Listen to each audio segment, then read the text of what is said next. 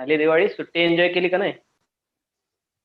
Everyone reply मी. Okay, कोण कोण नवीन आहे? Anjali are you newly join? Yes Anjali, first lecture असेल केमिस्ट्रीचं मे बी. थोडेसे जुने लेक्चर आपल्या ग्रुपवरती आहेत, रिवाइंड करा किंवा मी लिंक देईन तुम्हाला. युट्यूब चॅनल वरती आपले आहेत मॅट्रिक्स ऑनलाईन फ्री. देन प्रणीत नवीन जॉईन केलंय? रिप्लाय मी. प्रणीत, बाकीचे सगळे प्रेझेंट आहेत. वेदांत, तनिषा, सुरेश, स्नेहा, संस्कृती, समीक्षा, रितिका, कीर्ती, गौरंगी, आर्यन. ओके आर्यन, जुने लेक्चर रिवाइंड केले का रे तू थोडेसे? हो सर. पाहिलेत जुने लेक्चर? समजतंय? काही डाऊट्स असतील तर विचारत चला. 3 चॅप्टर कंप्लीट झाले आहेत आपले. So in today's lecture we are going to start our 4th chapter, structure of atom. Already 8, 9, 10 standard मध्ये आपल्याला ऍटम विषयी बरीचशी इन्फॉर्मेशन आपल्या सिलेबस मध्ये झालेली आहे सायन्स. ठीक आहे, तर सांगता येईल का तुम्हाला? थोडंसं रिवाइज करता येईल का? 8, 9, 10 स्टँडर्ड मध्ये आपण काय काय शिकलेलो आहे? येईल सांगता? ऍटम विषयी काय काय इन्फॉर्मेशन आहे आपल्याकडे? येस, ऍटम मध्ये काय काय असेल? ऍटम मध्ये काय काय असेल? ऍटम मध्ये असतो एक न्यूक्लियस. हे झाले का? हो. झाले ना? ओके, न्यूक्लियस वरती चार्ज कोणता असतो? न्यूक्लियस वरती चार्ज कोणता असतो? पॉझिटिव्ह. न्यूक्लियस मध्ये कोण कोण असतात? न्यूक्लियस मध्ये कोण कोण असतात? Neutrons and protons. प्रोटॉन्स आणि न्यूट्रॉन्स. Okay good. प्रोटॉन आणि न्यूट्रॉन न्यूक्लियस मध्ये असतील. न्यूट्रॉन वरती चार्ज असतो का? न्यूट्रॉन वरती चार्ज असतो का?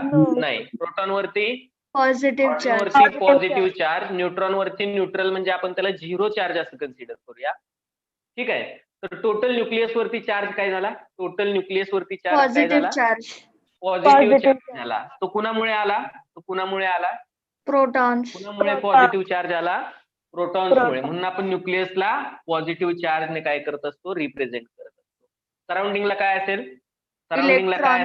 सराउंडिंगला पूर्ण इलेक्ट्रॉन क्लाउड असतो. सराउंडिंगला काय असेल?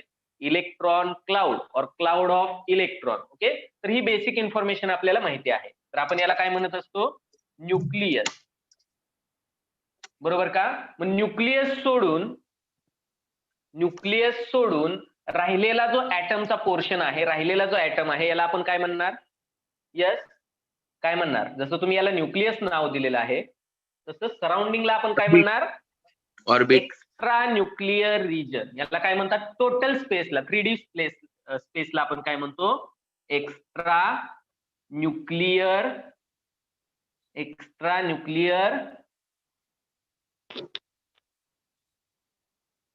रिजन.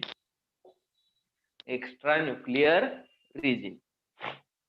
तर या रिजन मध्ये काय असणार आहेत? इलेक्ट्रॉन. निगेटिव्हली चार्ज काय असतात या रिजन मध्ये? इलेक्ट्रॉन्स. मग एक्स्ट्रा न्यूक्लिअर रिजन वरती कोणता चार्ज असतो? पूर्ण सराउंडिंग वरती निगेटिव्ह चार्ज असतो, आणि न्यूक्लियस वरती पॉझिटिव्ह चार्ज असतो. ओके, ठीक आहे. तर हे बेसिक आयडिया होती आपल्याला स्ट्रक्चर ऑफ ऍटम मध्ये. ऍटमचं स्ट्रक्चर आपल्याला माहित आहे. तर कोणते पार्टिकल आहेत? सब ऍटॉमिक पार्टिकल्स म्हणतात. याला काय म्हणतात? Subatomic. ऍटम मध्ये प्रेझेंट असलेले subatomic particles. Write down.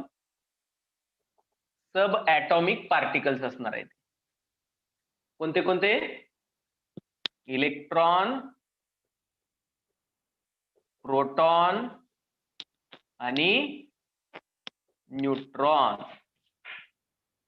These 3 are called as subatomic particles. आता याच्यापैकी न्यूक्लियस मध्ये कोण प्रेझेंट आहे? न्यूक्लियस मध्ये प्रोटॉन आणि न्यूट्रॉन प्रेझेंट आहेत. तर याला एकत्रितपणे न्यूक्लिऑन्स म्हणतात. न्यूक्लिऑन्स. Protons and neutrons which are present in nucleus are combinedly called as nucleons. Nucleus मध्ये प्रेझेंट असणारे पार्टिकल त्याला आपण म्हणतो न्यूक्लिऑन. आणि इलेक्ट्रॉन्स कुठे असतात? एक्स्ट्रा न्यूक्लिअर रिजन मध्ये. त्याच्या ऑर्बिट मध्ये काय करत असतात? ते मुव्हिंग असतात, कंटिन्यू रिव्हॉल्व करत असतात, किंवा अराउंड न्यूक्लियस त्यांचं काय असणार आहे? पूर्ण मुवमेंट असणार आहे. ओके, इलेक्ट्रॉन विषयी. मग आपण प्रोटॉन आणि न्यूट्रॉनला काय म्हणणार? न्यूक्लिऑन, का तर ते न्यूक्लियस मध्ये प्रेझेंट आहे. It is done. ओके, साधारणतः आपण न्यूक्लियस दाखवताना या साईजचं न्यूक्लियस दाखवतो, हा ऍटमचा शेप दाखवतो आपण, बरोबर का, डायग्राम काढत असताना. पण जर आपण विचार केला की प्रोटॉन आणि न्यूट्रॉन की ज्यांना मास आहे, हे मास कॉन्सन्ट्रेट झालेलं आहे न्यूक्लियसमध्ये. हे मास कुठं कॉन्सन्ट्रेट झालेलं आहे? ऍटमच्या न्यूक्लियसमध्ये.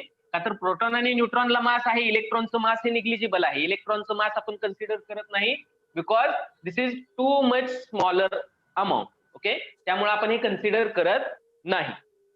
मग हे मास कुणाचं असतं? प्रोटॉन आणि न्यूट्रॉनचं, की जे कॉन्सन्ट्रेट झालेलं असतं न्यूक्लियसमध्ये. न्यूक्लियस हे काय आहे?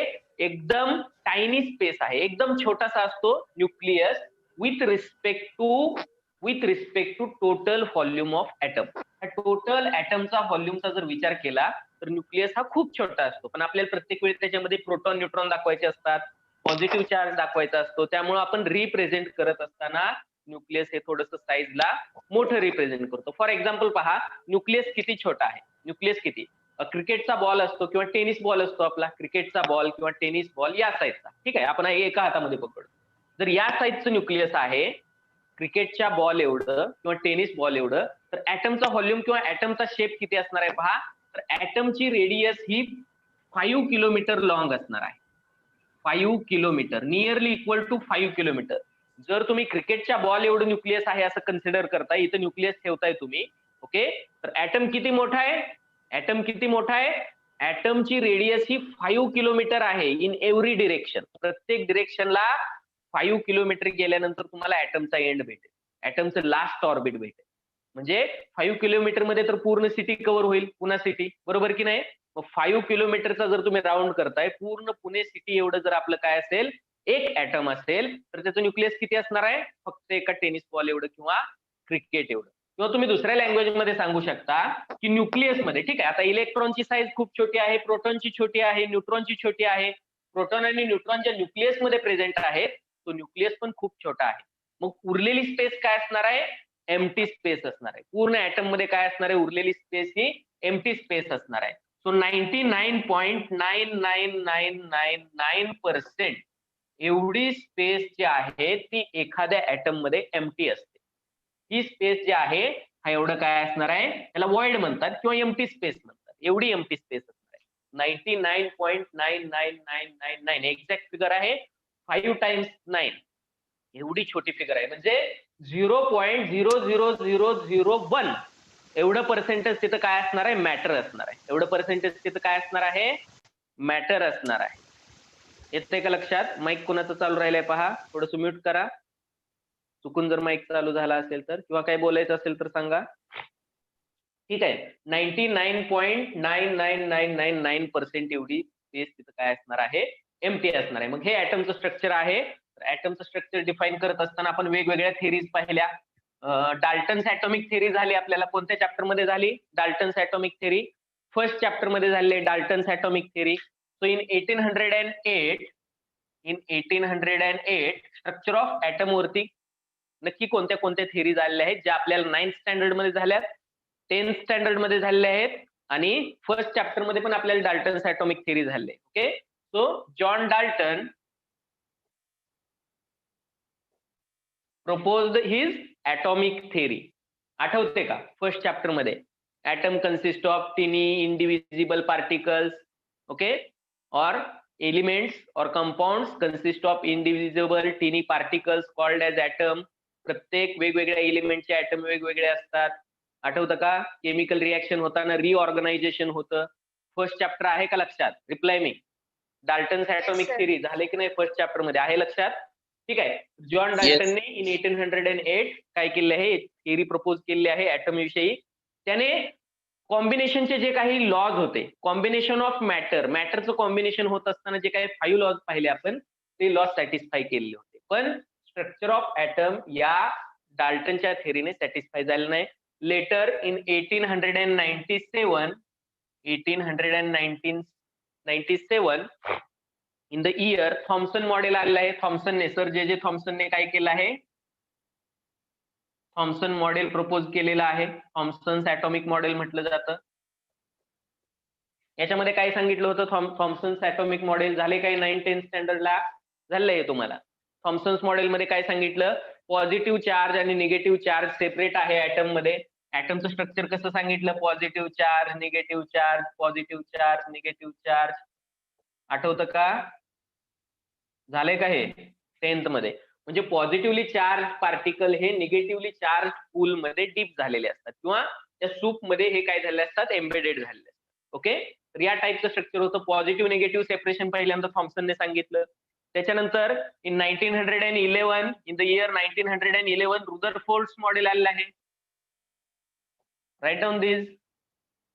हे इम्पॉर्टंट आहे. कोणते कोणते लॉज आलेले आहेत स्ट्रक्चर ऑफ ऍटम विषयी? रुदरफोर्ड्स फॉईल एक्सपेरिमेंट होता गोल्ड फॉईलचा, आठवतो का? गोल्ड फॉईलचा एक्सपेरिमेंट. अल्फा पार्टिकल बंबार्डमेंट केले आहे एका थिन शीट वरती, गोल्डच्या थिन फॉईल वरती. एकदम पेपर सारखी फॉईल किंवा पेपर सारखा पत्रा घेतलेला आहे गोल्डचा. अल्फा पार्टिकलची बंबार्डमेंट केली, स्कॅटरिंग झालेलं आहे अल्फा पार्टिकलचं, वेगवेगळ्या डिरेक्शनला गेलेले आहेत. पण त्यातले काही अल्फा पार्टिकल हे रिटर्न आलेले आहेत. त्यातले काही अल्फा पार्टिकल एक्झॅक्ट रिटर्न आलेले आहेत. तर अल्फा पार्टिकल वरती चार्ज असतो पॉझिटिव्ह, आणि रिटर्न आलेले पार्टिकल हे पॉझिटिव्ह पॉझिटिव्ह रिपल्शन मुळे आलेले आहेत. त्यामुळे न्यूक्लियस असणार आहे ऍटम मध्ये की जे पॉझिटिव्हली चार्ज असणार आहे, मॅसिव्ह असणार आहे.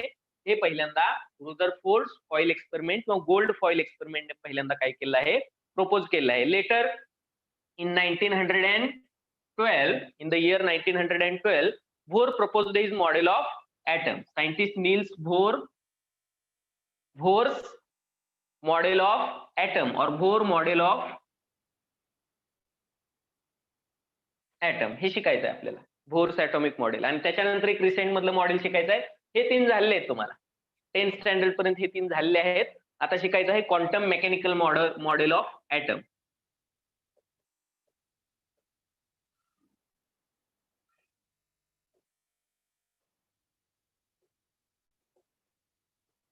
पण हे शिकत असताना, हे 2 शिकत असताना आपल्याला खूप साऱ्या कन्सेप्ट पहिल्यांदा क्लिअर करायच्या. ह्या 2 गोष्टी शिकत असताना, बोर्स ॲटॉमिक मॉडेल आणि quantum mechanical model of atom, हे 2 शिकत असताना खूप साऱ्या कन्सेप्ट आहेत ज्या आपण या चॅप्टर मध्ये पहिल्यांदा शिकणार आहोत. सब ॲटॉमिक पार्टिकल्स, त्यांच्या प्रॉपर्टीज काय आहेत, स्पेसिफिकेशन काय आहे, त्यांच्यावरती चार्ज किती असतो, त्याचं मास किती असतं, त्याचं रिप्रेझेंटेशन कसं करतो आपण, ह्या सगळ्या गोष्टी आपल्याला डिटेलमध्ये शिकायच्या आहेत. काही रूल्स, काही कन्सेप्ट आपण क्लिअर करून घेणार. त्याच वेळी आपल्याला ह्या 2 गोष्टी काय होतील? क्लिअर होतील. काय डाऊट आहे इथपर्यंत? प्रणित, अंजली, जुने लेक्चर पहा, तुम्हाला पहिले 3 चॅप्टर समजून जातील. काही डाऊट्स असतील तर एनी टाइम विचारा. व्हॉट्सअप वरती वगैरे तुम्ही मला मेसेज करू शकता जर डाऊट असेल तर. घेतलं का हे? घेतलं हे? हो. ओके. सब ॲटॉमिक पार्टिकल्सची पहिल्यांदा आपल्याला काही इन्फॉर्मेशन दिलेली आहे. सब ॲटॉमिक पार्टिकल्स पहा, कोणते कोणते सब ॲटॉमिक पार्टिकल्स सांगितले? इलेक्ट्रॉन, प्रोटॉन आणि न्यूट्रॉन. एक टेबल बनवा. इलेक्ट्रॉन, प्रोटॉन आणि neutron.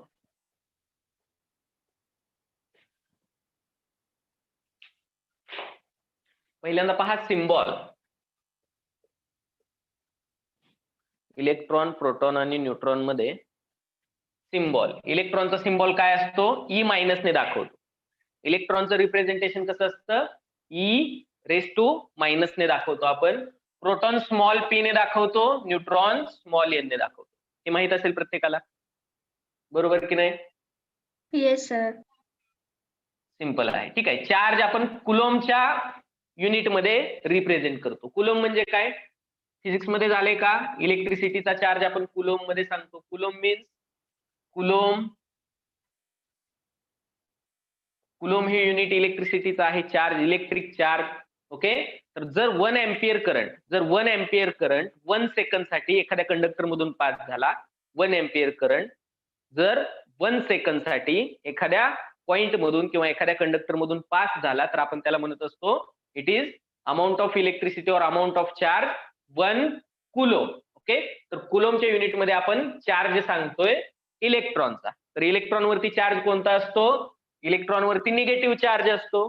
So minus 1.6022 into 10⁻⁻19 coulomb. Unit काय असणार आहे आता? कुलोम. प्रोटॉन वरती सेम चार्ज असतो जेवढा इलेक्ट्रॉन वरती आहे, पण त्याचं साइन काय असणार आहे? अपोजिट. प्रोटॉन वरचा चार्ज हा पॉझिटिव्ह चार्ज असतो. So 1.6022 into 10⁻⁻19. पण हा चार्ज कसा आहे? पॉझिटिव्ह आहे. न्यूट्रॉन वरती किती चार्ज असेल? न्यूट्रॉन वरती किती चार्ज असेल? 0 चार्ज असेल. म्हणजेच तो काय असतो? Electrically neutral. इलेक्ट्रिकली न्यूट्रल असतो. हा चार्ज हा ऍब्सोल्यूट चार्ज झाला. हा जो चार्ज आहे कुलोम्बच्या लँग्वेज मध्ये आपण सांगतोय हा ऍब्सोल्यूट चार्ज झाला. जर आपण हा चार्ज रिलेटिव्ह टर्म्स मध्ये सांगितला, रिलेटिव्ह चार्ज, तर रिलेटिव्ह चार्ज आपण किती लिहित असतो? इलेक्ट्रॉन साठी -1 लिहितो, प्रोटॉन साठी +1 लिहितो आणि न्यूट्रॉन साठी तर 0च असणार आहे. बरोबर की नाही? एका इलेक्ट्रॉन वरती 1- चार्ज लिहितो, एका प्रोटॉन साठी आपण 1 पॉझिटिव्ह चार्ज लिहितो. हा झाला रिलेटिव्ह चार्ज. मग याची 1 ची व्हॅल्यू ही असणार आहे.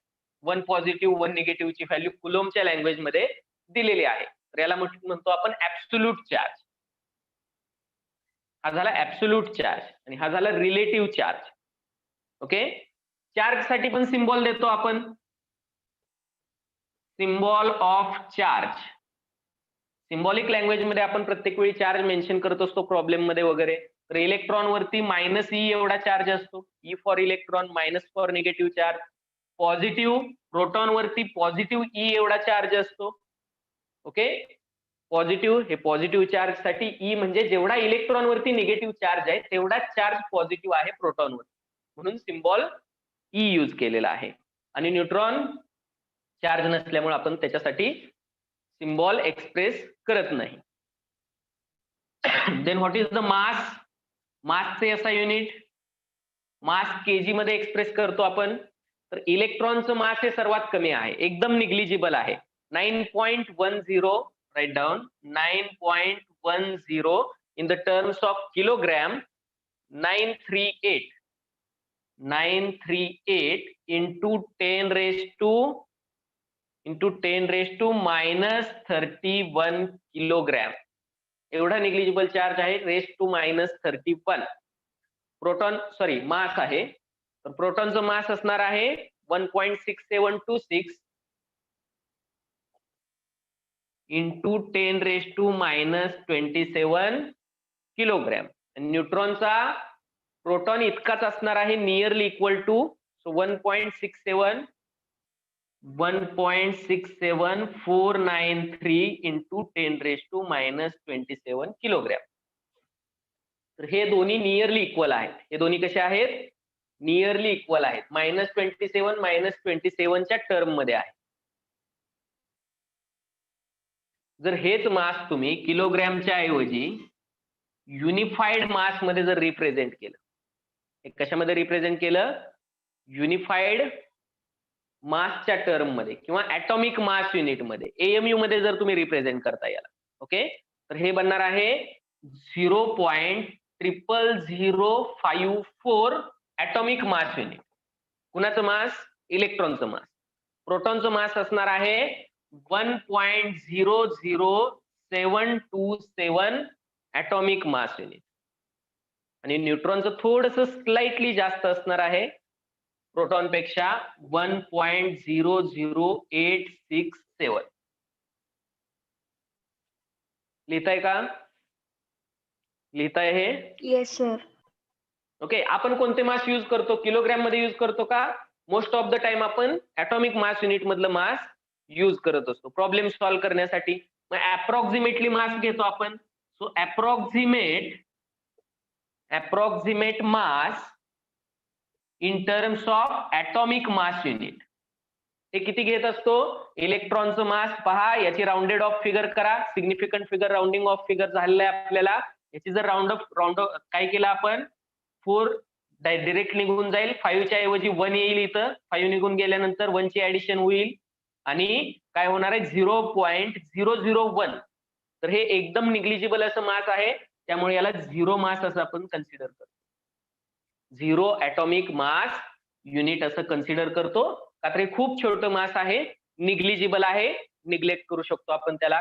हे 1.00 आहे, ही टर्म आपण निग्लेक्ट करू शकतो आणि 1 ऍटॉमिक मास युनिट आहे असं कन्सिडर करू शकतो. सिमिलर आहे इथं पण आपण काय करणार, 1 ऍटॉमिक मास युनिट एवढं मास काय करणार, कन्सिडर करणार. तर ह्या फिगर आपण जनरली प्रॉब्लेम मध्ये युज करत असतो. जर न्यूक्लिअर केमिस्ट्री या चॅप्टर मधला जर तुम्हाला प्रॉब्लेम आला तर मग तुम्हाला हे मासेस युज करावे लागतात. न्यूक्लिअर केमिस्ट्री मधला जर तुम्हाला काय आला प्रॉब्लेम आला तर हे मासेस तुम्ही काय करणार, युज करणार आणि हे दिलेले असतात ब्रॅकेटमध्ये न्यूक्लिअर केमिस्ट्री. ओके, तिथं मास डिफेक्ट वगैरे एक्झॅक्ट फिगर आपल्याला कॅल्क्युलेट करायचे असतात. मास डिफेक्ट किती मास कमी होतं आणि त्या पॉईंट मधल्या व्हॅल्यू खूप इम्पॉर्टंट असतात, त्याच्यामध्येच आन्सर येतात. ओके, पण जनरल कॅल्क्युलेशन साठी आपण काय करतो, राउंडिंग ऑफ मास यूज करतो.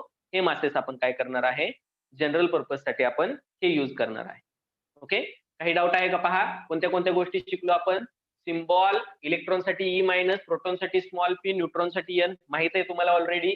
चार्ज कुलोम्बच्या टर्म्स मध्ये सांगितलं आपण, इलेक्ट्रॉन वरती निगेटिव्ह चार्ज असतो म्हणून -1.6022 इंटू 10⁻⁻19 याचं युनिट काय असणार आहे, कुलोम. याचं युनिट काय असणार आहे, coulomb. Neutron same charge proton वरती, इलेक्ट्रॉन एवढा चार्ज फक्त पॉझिटिव्ह, साइन फक्त पॉझिटिव्ह आहे. न्यूट्रॉन वरती चार्ज नाहीये म्हणून 0. हा रिलेटिव्ह चार्ज आपण कसा एक्सप्रेस करतो प्रॉब्लेम मध्ये, -1 इलेक्ट्रॉन साठी, +1 प्रोटॉन साठी, न्यूट्रॉन वरती चार्ज नाहीये म्हणून 0.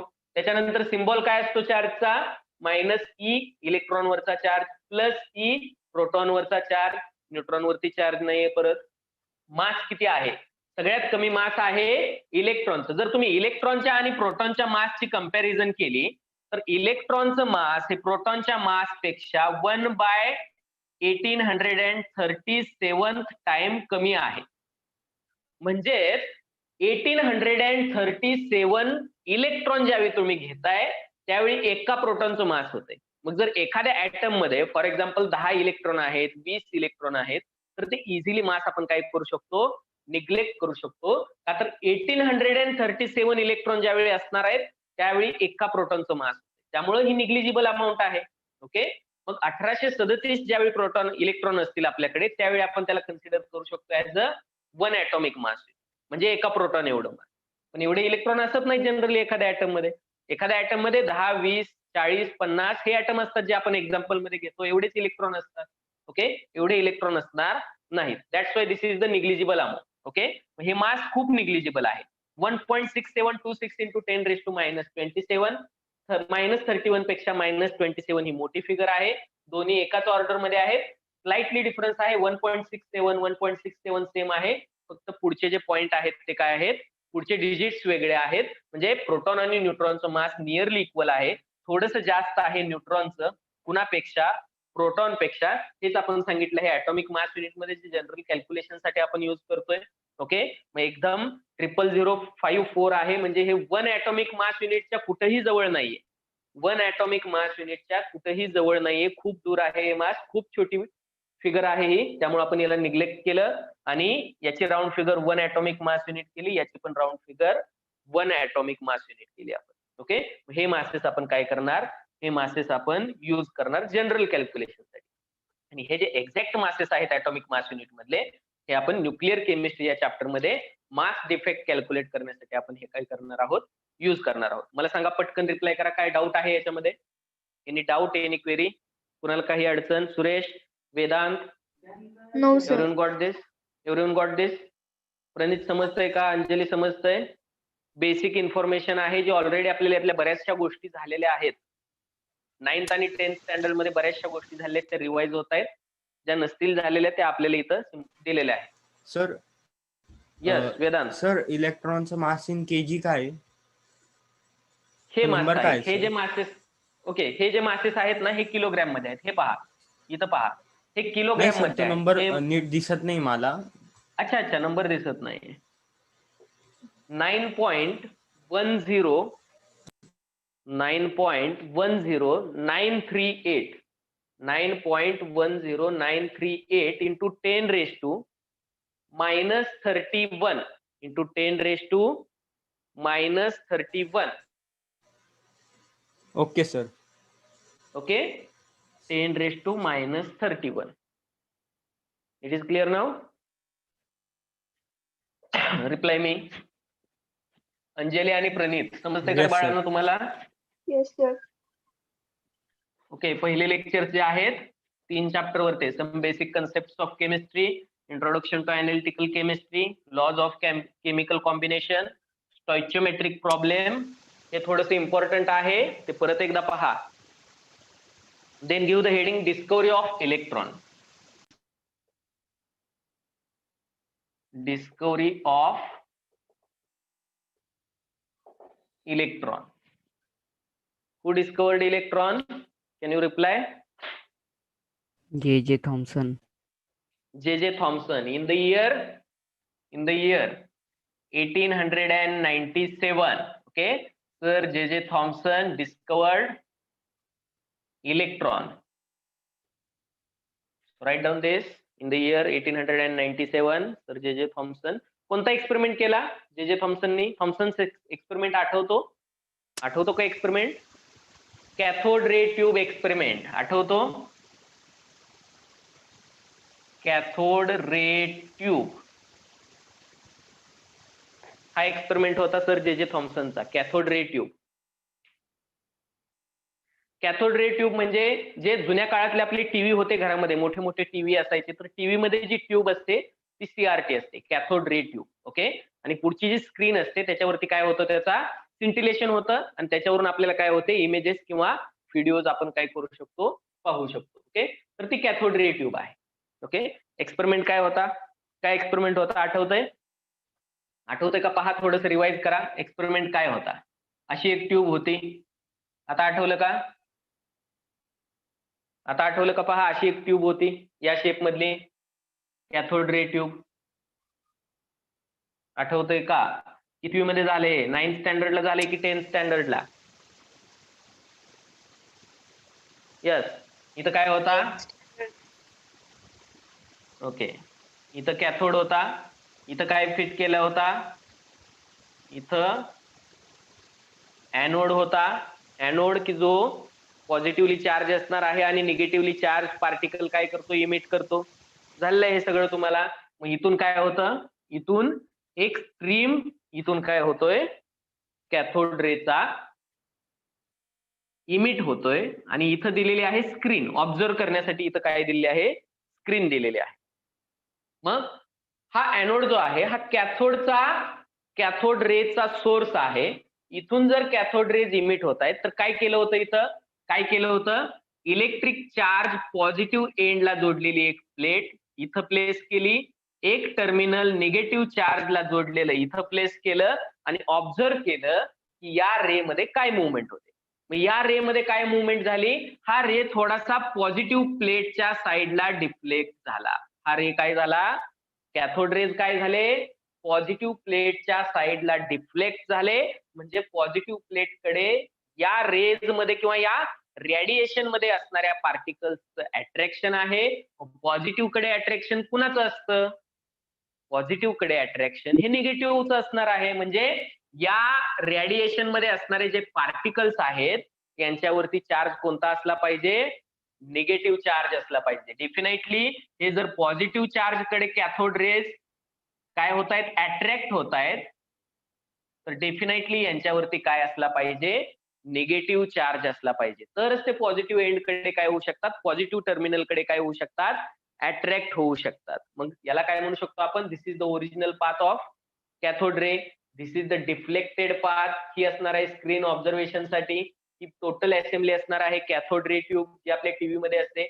पॉझिटिव्ह एंड एका इलेक्ट्रिक करंटला किंवा बॅटरीचा सप्लाय दिलेला आहे आणि या प्लेटला, या इलेक्ट्रोडला आपण काय केलेलं आहे, निगेटिव्ह सप्लाय दिलेला आहे. तर या रेने मुवमेंट कोणी कुठे दाखवले आहे, याचा पाथ डिफ्लेक्ट झालेला आहे थोडासा पॉझिटिव्ह प्लेटकडे किंवा पॉझिटिव्ह इलेक्ट्रोडकडे. पॉझिटिव्ह इलेक्ट्रोडकडे जर कॅथोड रे डिफ्लेक्ट झाले तर डेफिनेटली त्याच्यावरती चार्ज काय असणार आहे, निगेटिव्ह चार्ज असणार आहे. का तर पॉझिटिव्ह आणि निगेटिव्ह मध्ये काय असणार आहे, अट्रॅक्शन असणार आहे. सो कॅथोड रेज इन्व्हेस्टिगेट करत असताना मग यांनी काय सांगितलं आहे पहा, काय काय भेटलं, जे थॉम्सनला काय काय भेटलं पहा. तर cathode rays are stream of very small. Cathode rays म्हणजेच काय आहे पहा, कॅथोड रेज म्हणजे it is a stream of, prediction काय होतं, जे थॉम्सनचं प्रेडिक्शन काय होतं CRT एक्सपेरिमेंट नंतर, it is the stream of very small, it is the stream of very small negatively charge particles. Negatively Write down this. Negatively charged particles. It is the stream of, stream म्हणजे काय? Stream म्हणजे प्रवाह, stream म्हणजे प्रवाह किंवा current. Okay, water एखाद्या pipe मधून जाते त्याला स्ट्रीम ऑफ वॉटर म्हणतो किंवा करंट ऑफ वॉटर म्हणतो. तसं same stream of very small, एकदम टायनी, एकदम स्मॉल असे पार्टिकल्स आहेत की जे निगेटिव्हली चार्जड आहेत. Okay, which are present in all atoms, which are present in all atoms, which are present in all atoms.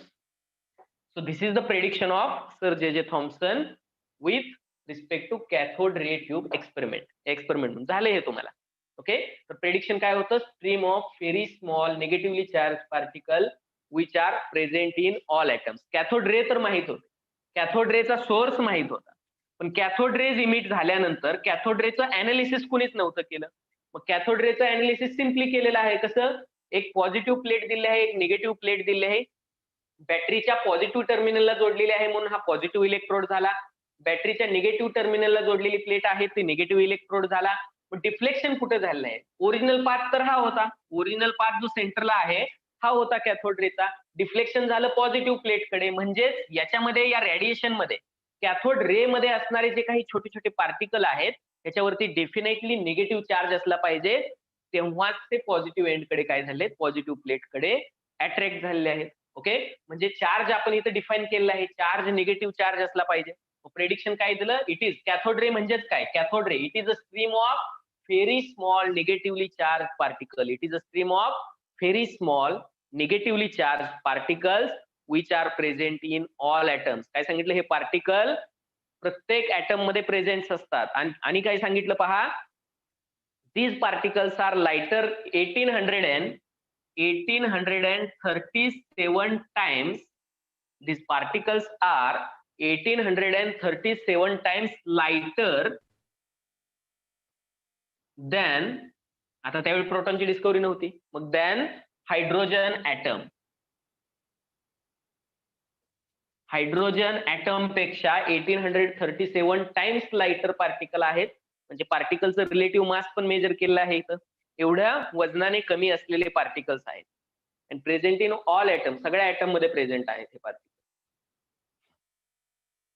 And later these particles are named as electron. ज्यावेळी discovery झाली त्यावेळी याला electron असं नाव नव्हतं, त्यावेळी cathode ray मध्ये present असणारे particle म्हणून याचं आयडेंटिफिकेशन केलं जायचं. पण नंतर याला नाव दिलेलं आहे इलेक्ट्रॉन, ज्याची ओरिजिनल डिस्कव्हरी केलेली आहे सर J.J. थॉम्सन यांनी. It is clear now? Everyone reply me.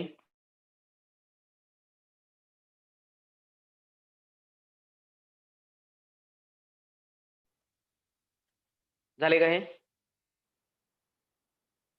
J.J. थॉम्सननी कॅथोड रे ट्यूब एक्सपेरिमेंट केला, डिफ्लेक्शन झालं कॅथोड रेचं पॉझिटिव्ह इलेक्ट्रोड कडे, पॉझिटिव्ह इलेक्ट्रोड कडे डिफ्लेक्शन झालं, याचा अर्थ त्याच्या पार्टिकल वरती निगेटिव्ह चार्ज आहे.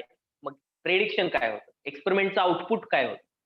तर J.J. थॉम्सनच्या एक्सपेरिमेंटचं आउटपुट काय होतं? Cathode rays are the stream of very small negatively charge particles which are present in all atoms, and these particles are 1837 times lighter than the hydrogen atom. एका hydrogen atom पेक्षा 1837 times lighter आहेत in मास. त्याचं मास जे आहे ते एकदम कमी आहे हे सांगितलेलं आहे. नंतर त्याला इलेक्ट्रॉन असं नाव दिलं गेलं आहे. ओके, ज्यावेळी डिस्कव्हरी झाली त्यावेळी CRT experiment. It is clear? Reply me. Yes, sir. Yes, sir. Okay, then give the heading discovery of proton.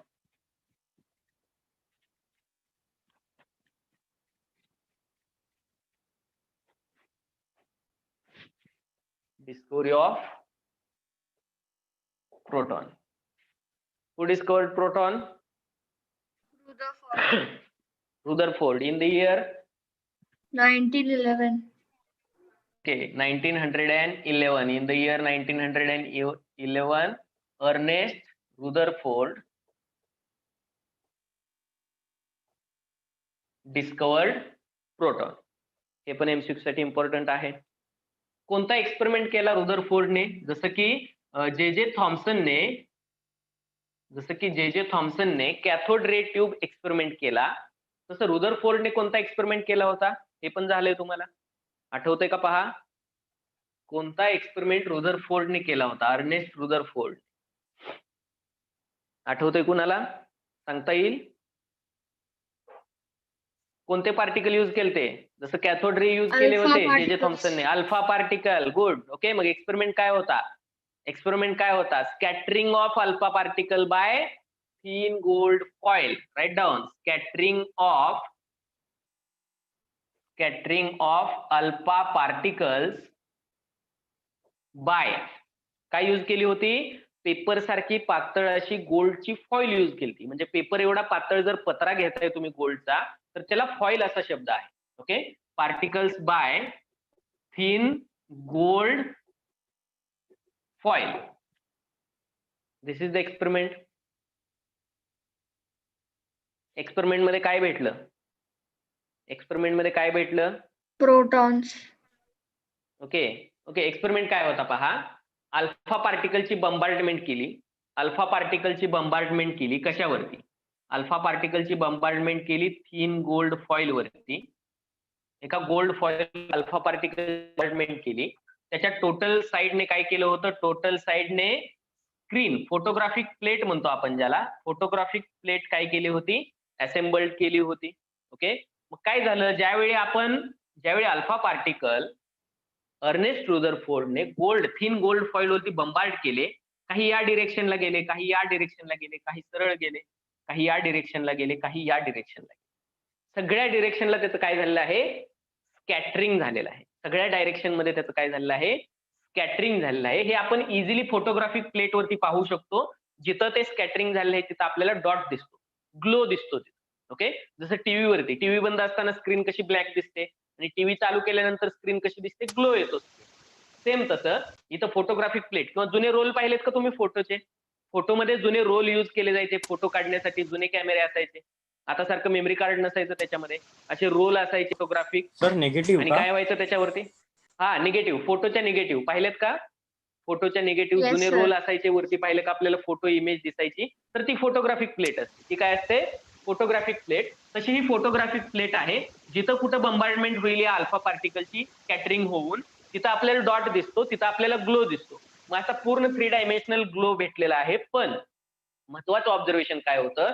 त्यातले काही पार्टिकल हे 180 डिग्री मध्ये रिटर्न झालेले.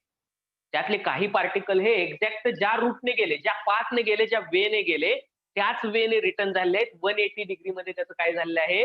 मुवमेंट झालेली आहे आणि रिटर्न आलेले आहेत बॅक. हे याला बाउन्स बॅक म्हणतो आपण. याला काय म्हणू शकतो?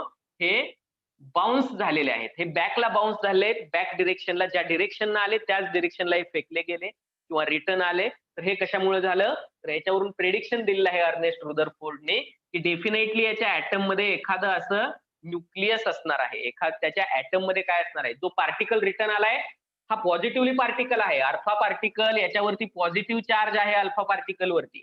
आणि हा हेवी पार्टिकल आहे. हा पार्टिकल जर एखाद्या ठिकाणीहून बंबार्डमेंट होऊन जर रिटर्न येतोय, ओके, तर डेफिनेटली तिथं हा जो पार्टिकल आहे तो मॅसिव्ह असणार आहे. ओके, हा पार्टिकल जागचा हल्ला नाहीये. लक्षात येते का? पहा, एखादा बॉल तुम्ही फेकलेला आहे, पुढे पण दुसरा बॉल आहे, तर तो बॉल रिटर्न नाहीये. बॉल जर आपण फेकला आणि दुसऱ्या बॉलवरती धडकला तर दोन्हीची डायरेक्शन बदलते आणि दोन्ही स्कॅटर होतात, एकमेका वेगवेगळ्या डिरेक्शनला जातात. पण जर बॉल फेकला आहे आणि तो रिटर्न आला आहे तर डेफिनेटली तिथे एखादा हेवी ऑब्जेक्ट आहे. भिंतीवरती बॉल मारला तरच तो परत येतोय. येते का लक्षात तुमच्या? म्हणजे त्या ऑब्जेक्टचं मास जास्त आहे. जिथं तुम्ही बॉल थ्रो करताय त्या ऑब्जेक्टचं मास जास्त आहे म्हणून तो काय झालेला आहे? रिटर्न आलेला आहे. मग एक तर तो मॅसिव्ह पार्टिकल असला पाहिजे. मॅसिव्ह पार्टिकल म्हणजे त्याच्यामध्ये भरपूर सारं मास असलं पाहिजे. दुसरं काय? पॉझिटिव्हली चार्ज पार्टिकल आहे, तो त्याच्याकडे अट्रॅक्ट नाही झाला, तो डायरेक्ट त्याच्यापासून काय झालेला आहे? बाजूला बाउन्स झालेला आहे, बॅक साईडला बाउन्स झालेला आहे. मग हे कधी होतं? ज्यावेळी पॉझिटिव्हची इंटरॅक्शन होते त्याच वेळी काय होतात? पॉझिटिव्ह मध्ये रिपल्शन असतं. म्हणजे तो जो मॅसिव्ह पार्टिकल आहे, एका ठिकाणी एकवटलेलं मास आहे, त्याच्यावरती पॉझिटिव्ह चार्ज असला पाहिजे, म्हणून हा बाउन्स बॅक झालेला आहे. अदरवाईज निगेटिव्ह चार्ज असता तर तो काय झाला असता? अट्रॅक्ट झाला असता उलट त्याच्याकडे. पण अट्रॅक्ट नाही झाला, तो बाजूला फेकला गेला, त्याच्यापासून रिव्हर्स डिरेक्शनने तो काय झालेला आहे? बाउन्स झालेला आहे. म्हणजे या जो हेवी पार्टिकल आहे याच्यावरती काय असलं पाहिजे? पॉझिटिव्ह चार्जच असला पाहिजे, तेव्हा तो बॅकला फेकला गेलेला आहे. Alpha particle. ओके. मग पॉझिटिव्हली चार्ज मॅसिव्ह पार्टिकल असतात, हे प्रेडिक्शन दिलं अर्नेस्ट रुदरफोर्डनी, ज्याला न्यूक्लियस असं नाव दिलं. ज्याला काय नाव दिलं होतं सुरुवातीला? न्यूक्लियस असं नाव दिलं होतं. It is clear? Are you getting this? Yes, sir. Yes, sir. Okay. त्याच्यानंतर हा गोल्ड फॉइलचा एक्सपेरिमेंट. मग हे पॉझिटिव्हली एक मॅसिव्ह आणि पॉझिटिव्हली चार्ज न्यूक्लियस आहे याच्यामध्ये, हे अर्नेस्ट रुदरफोर्डच्या 1911 इयर मध्ये झालेल्या एक्सपेरिमेंटने आपल्याला समजलं. इथपर्यंत क्लिअर आहे का? त्याच्यानंतर काय झालं पहा. त्याच्यानंतर परत in the year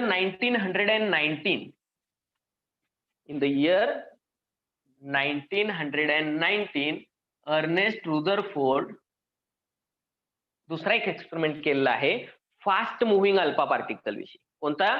fast moving alpha particle use केलं आहे. Write down. फास्ट काय यूज केलं एक्सपेरिमेंट साठी? Fast moving alpha particle. Same alpha particles, फक्त ज्याचा स्पीड जास्त आहे. फास्ट मुव्हिंग अल्फा पार्टिकलचा सोर्स यूज केला आहे आणि नायट्रोजन गॅस वरती बंबार्डमेंट केलं आहे. नायट्रोजन गॅस वरती फास्ट मुव्हिंग अल्फा पार्टिकलची बंबार्डमेंट केली आहे. त्यावेळी अल्फा पार्टिकलचं ट्रान्सम्युटेशन झालं. ट्रान्सम्युटेशन म्हणजे एका एलिमेंटच्या न्यूक्लियसचं दुसऱ्या एलिमेंटच्या न्यूक्लियसमध्ये कन्व्हर्जन होणं, याला ट्रान्सम्युटेशन म्हणतात. हा शब्द तुम्हाला न्यूक्लिअर केमिस्ट्रीमध्ये. तर काय झालंय? नायट्रोजनचं ट्रान्सम्युटेशन झालेलं आहे. नायट्रोजनचं ट्रान्सम्युटेशन याच्या न्यूक्लियसचं झालं आहे ऑक्सिजनच्या न्यूक्लियस. म्हणजे नायट्रोजनचा न्यूक्लियस चेंज झाला ऑक्सिजनच्या न्यूक्लियसमध्ये with liberation of hydrogen gas. त्याच्यामधून हायड्रोजन काय झालेलं आहे? बाहेर पडलेला आहे. So 7 nitrogen 14 plus. आता लक्षात ठेवा अल्फा पार्टिकल म्हणजे काय असतं? अल्फा पार्टिकल म्हणजे हेलियमचं न्यूक्लियस असतं. हेलियमचं न्यूक्लियस असतं. Twice He4. This is the formula for helium. Okay. पण आपण इथे लिहितो अल्फाचा फॉर्म्युला, की ज्याचं मास 2 आहे आणि ऍटॉमिक नंबर 2 आहे, मास नंबर 4 आहे. आणि याची बंबार्डमेंट केली. हे फास्ट मुव्हिंग अल्फा पार्टिकल नायट्रोजनच्या न्यूक्लियस वरती बंबार्ड केले. त्यावेळी कन्व्हर्जन कशामध्ये झालं? ऑक्सिजन मध्ये.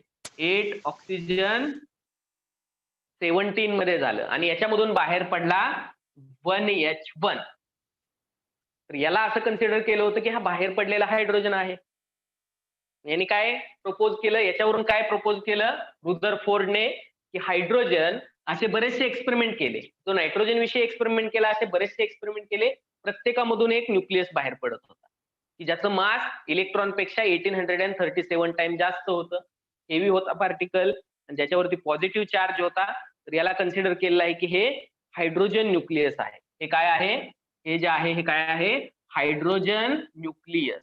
Hydrogen nucleus which is present in all atoms, must be present inside nuclei of all atoms, must be present inside nuclei of, nuclei म्हणजेच nucleus, nuclei of all atoms, all elements atoms. समजतंय का वेदांत? सुरेश, काय केलं रुदरफोर्डने? हा experiment तर झाला तुम्हाला gold फॉइलचा, म्हणजे त्याच्यामध्ये पॉझिटिव्ह काहीतरी न्यूक्लियस असणार आहे. नंतर एक्सपेरिमेंट केला फास्ट मुव्हिंग अल्फा पार्टिकलचा. नायट्रोजन वरती बंबार्डमेंट केली. नायट्रोजनच्या न्यूक्लियस वरती फास्ट मुव्हिंग अल्फा पार्टिकलची बंबार्डमेंट केली. नायट्रोजनचं कन्व्हर्जन ऑक्सिजनच्या न्यूक्लियस मध्ये झालं आणि एक न्यूक्लियस इव्हॉल्व्ह झालेला आहे, लिबरेट झालेला आहे, बाहेर पडलेला आहे. त्या न्यूक्लियसचं कॉन्फिगरेशन आहे 1H1. म्हणजे हा कुणाचा न्यूक्लियस आहे? म्हणजे हा कुणाचा न्यूक्लियस आहे? हायड्रोजनचा न्यूक्लियस आहे. म्हणून प्रेडिक्शन काय दिलं पहा रुदरफोर्डने? Hydrogen nucleus must be present inside. आता हा कुठून आला असेल बाहेर? याच्यावरती बंबार्डमेंट झाल्यानंतर हा बाहेर आलेला आहे. अल्फा पार्टिकल याच्यावरती मारल्यानंतर हा बाहेर आलेला आहे. म्हणजे हा कुठं प्रेझेंट होता? नायट्रोजनच्या न्यूक्लियस मध्ये प्रेझेंट होता. मग प्रेडिक्शन काय दिलं? Hydrogen nucleus must be present inside nuclei of all atoms. असे बरेचसे एक्सपेरिमेंट केले. प्रत्येक एक्सपेरिमेंट मध्ये हे हायड्रोजनचं न्यूक्लियस बाहेरच पडतं. म्हणून याच्यावरून प्रेडिक्शन काय दिलं? हायड्रोजन न्यूक्लियस प्रत्येक ऍटमच्या, प्रत्येक एलिमेंटच्या ऍटमच्या न्यूक्लियस मध्ये प्रेझेंटच आहे. हे प्रेडिक्शन दिलेलं आहे अर्नेस्ट रुदरफोर्डने. ओके, आणि त्याच्यानंतर ह्या हायड्रोजन न्यूक्लियसच काय केलेलं आहे, याला रिनेम्ड केलेलं आहे as a proton. It is after renamed as proton. आता हे का केलं ते मी सांगतो तुम्हाला, पहिला हे लिहून घ्या. झालंय हे तुमचं? It is done. 1 minute, sir. Okay.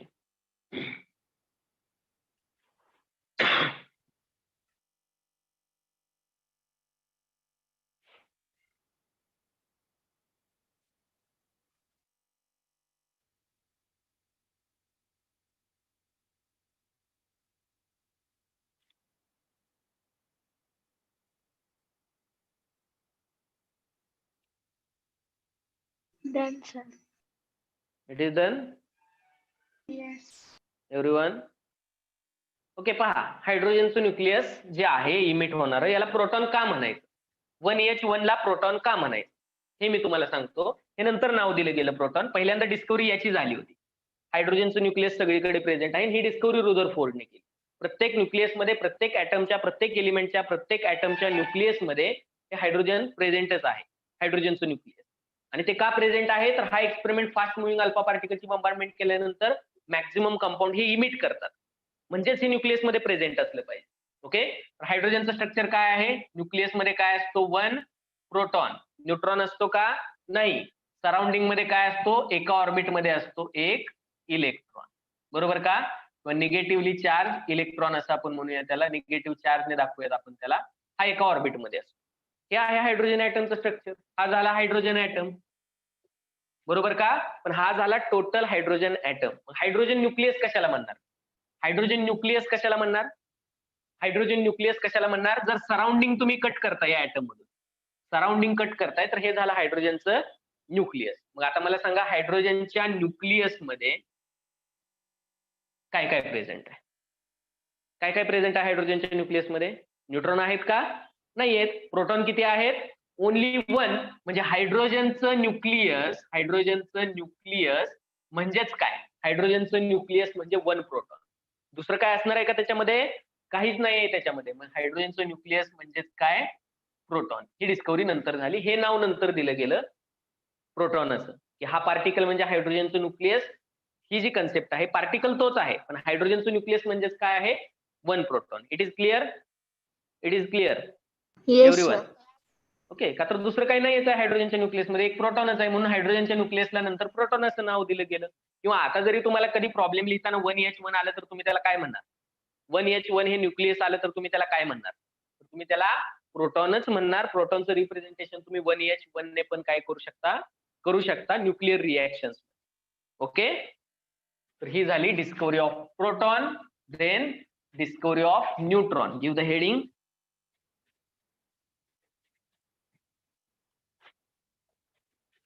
Last subatomic particle, न्यूट्रॉनची डिस्कवरी कुणी केली सांगता येईल. Yes, who discovered neutron.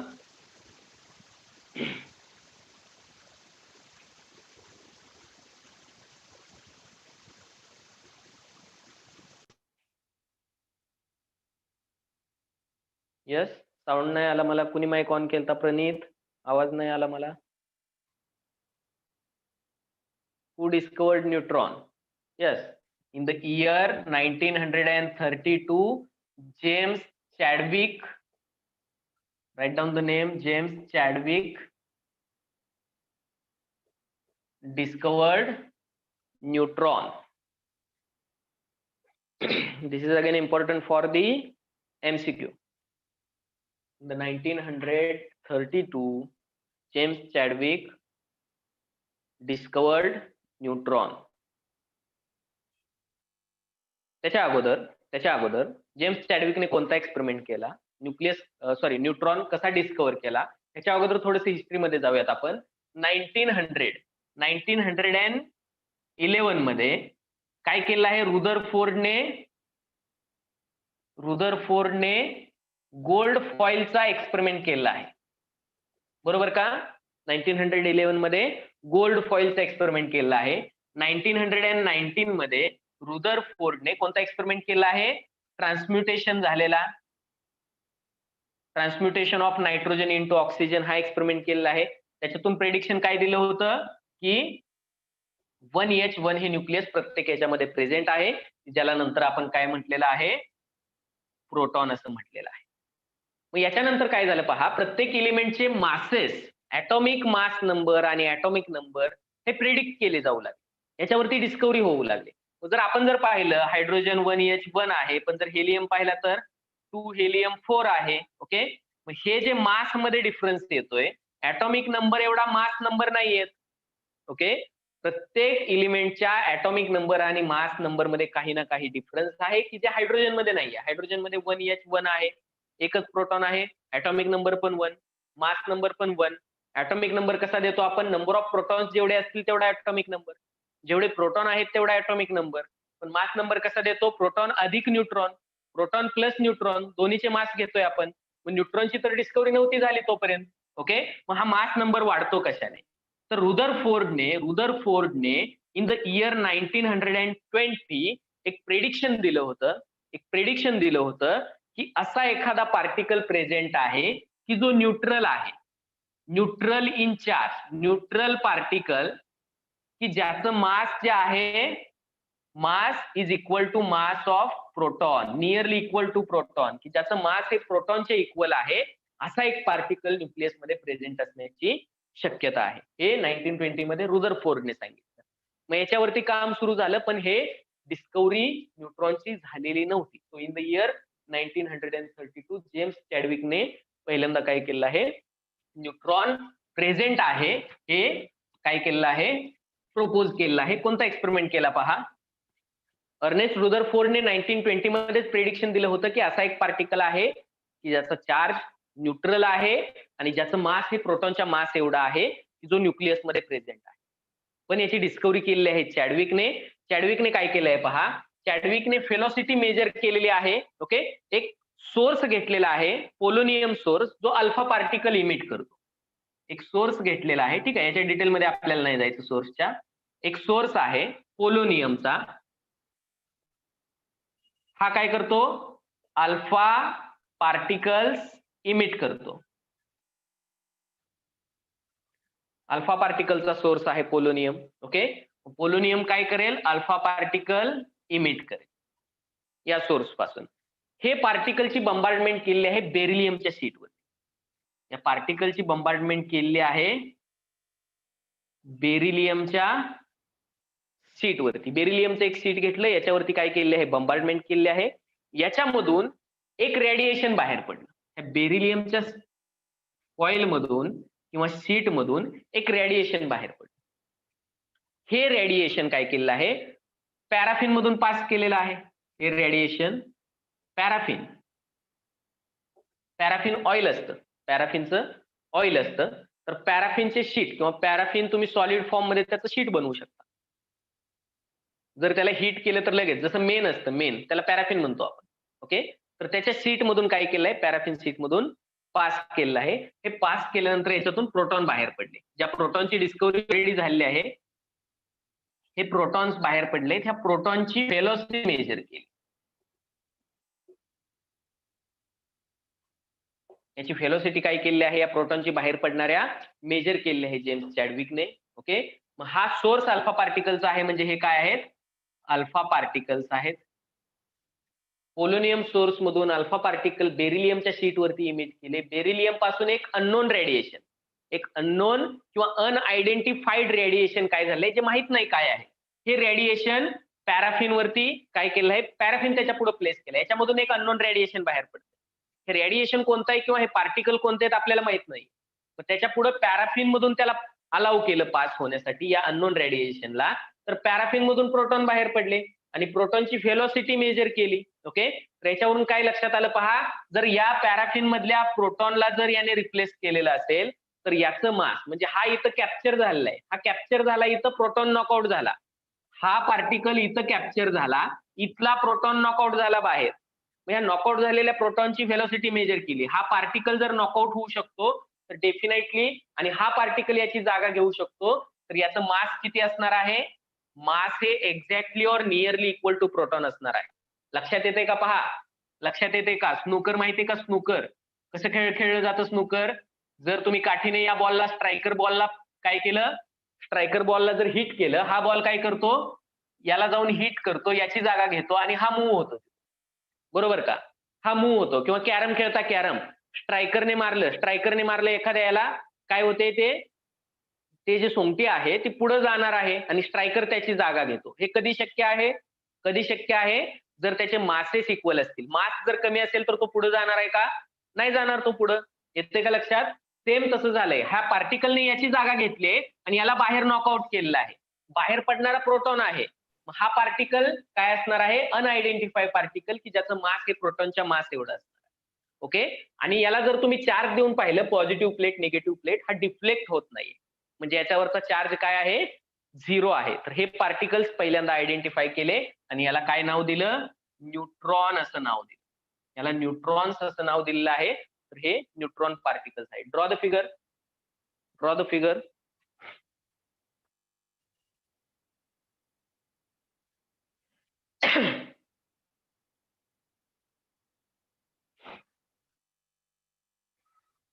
हे अनआयडेंटिफाईड रेडिएशन होते. हे काय होते? अनआयडेंटिफाईड रेडिएशन म्हणजेच त्याच्यामध्ये पार्टिकल्स असणार आहे. आणि हे अनआयडेंटिफाईड रेडिएशनलाच न्यूट्रॉन नाव दिलं. फास्ट मुव्हिंग अल्फा पार्टिकल किंवा पोलोनियम सोर्स यूज करून अल्फा पार्टिकलची बंबार्डमेंट बेरिलियम शीट वरती केली. बेरिलियम शीट मधून एक अनआयडेंटिफाईड रेडिएशन बाहेर पडत होतं, की ज्याला अलाव केलं पॅराफिन मधून पास होण्यासाठी. पॅराफिन मधून प्रोटॉन बाहेर पडले आणि प्रोटॉन बाहेर पडल्यानंतर त्या प्रोटॉनची जागा ह्या अनआयडेंटिफाईड रेडिएशन मधल्या पार्टिकलने घेतली. हे अनआयडेंटिफाईड रेडिएशन काय आहेत? याला न्यूट्रॉन असं नाव दिलेलं आहे, का तर याचं mass nearly equal to mass of proton आहे आणि याच्यावरती चार्ज 0 आहे, म्हणजेच न्यूट्रल आहे. आणि याला हे रेडिएशन पहिल्यांदा शो केलं जेम्स चॅडविक यांनी. So this is the discovery of neutron.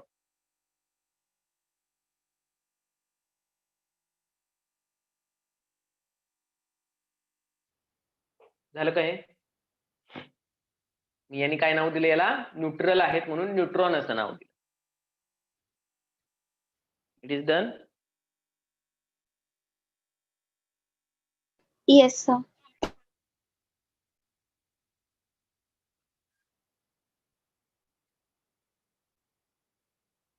Everyone reply मी.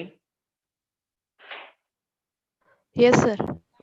ठीक आहे. सो काय काय पाहिलं आपण आजच्या लेक्चरला? पहा, टाइम ओव्हर झालेला आहे आपला. ओके प्रणित, काय काय पाहिलं आपण?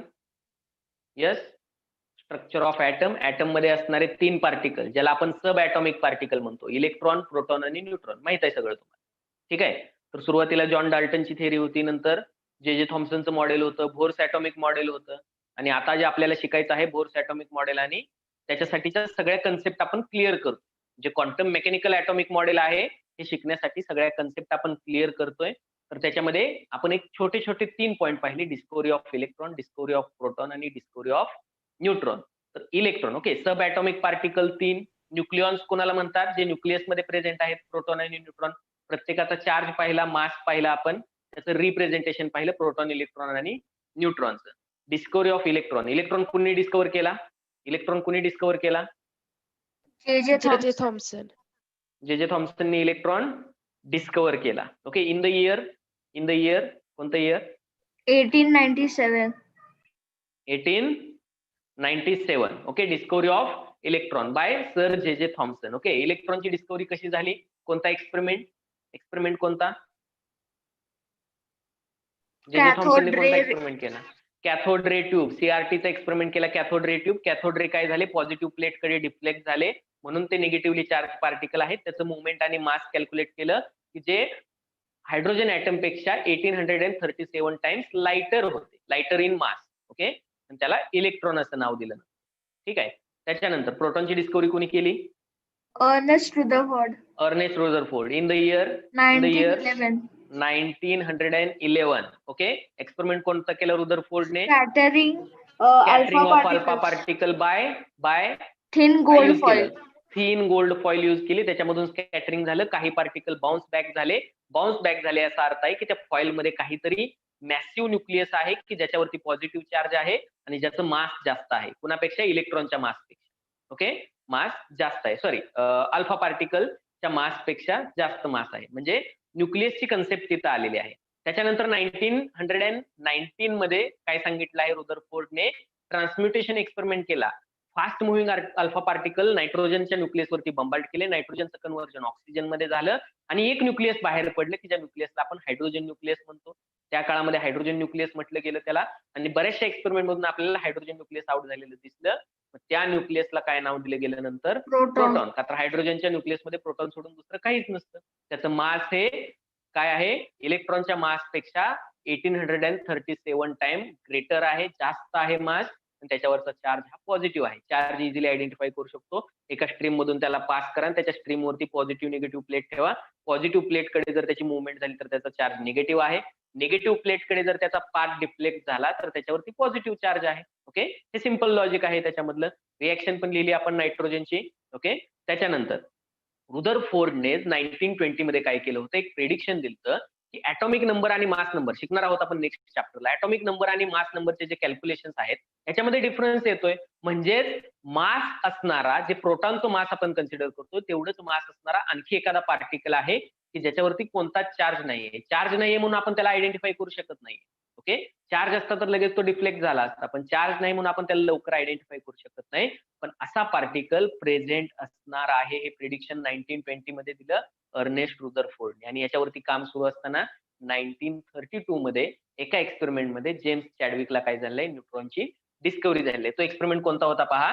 अल्फा पार्टिकल जे आहेत हे पोलोनियम सोर्स मधून घेतलेले, हे बेरिलियमच्या शीट वरती काय केले, बंबार्ड केलेले आहेत जेम्स चॅडविकने. ओके, आणि त्याच्यामधून एक अननोन रेडिएशन बाहेर पडत होतं. हे अननोन रेडिएशन कोणतं हे माहित नव्हतं, हे नक्की काय आहे ते माहित नव्हतं. पण हे रेडिएशन ह्याच्यावरती वेगवेगळे एक्सपेरिमेंट केले जायचे. इथपर्यंतची असेंब्ली सेम होती. हे रेडिएशन अॅनालाइज करण्यासाठी वेगवेगळी असेंब्ली इथून पुढे केली. ओके, त्याच्यामधलीच एक असेंब्ली होती की याला अलाउ केलं पॅराफिन मधून पास होण्यासाठी. ज्यावेळी पॅराफिन मधून हे पास झाले त्यावेळी पॅराफिन मधून प्रोटॉन बाहेर पडले. प्रोटॉन बाहेर पडले, एक्झाम्पल काय दिलं मी, कॅरमचं किंवा स्नूकरचं. एक बॉल दुसऱ्या बॉलला कधी रिप्लेस करतो जर त्याचं मास सेम आहे तर.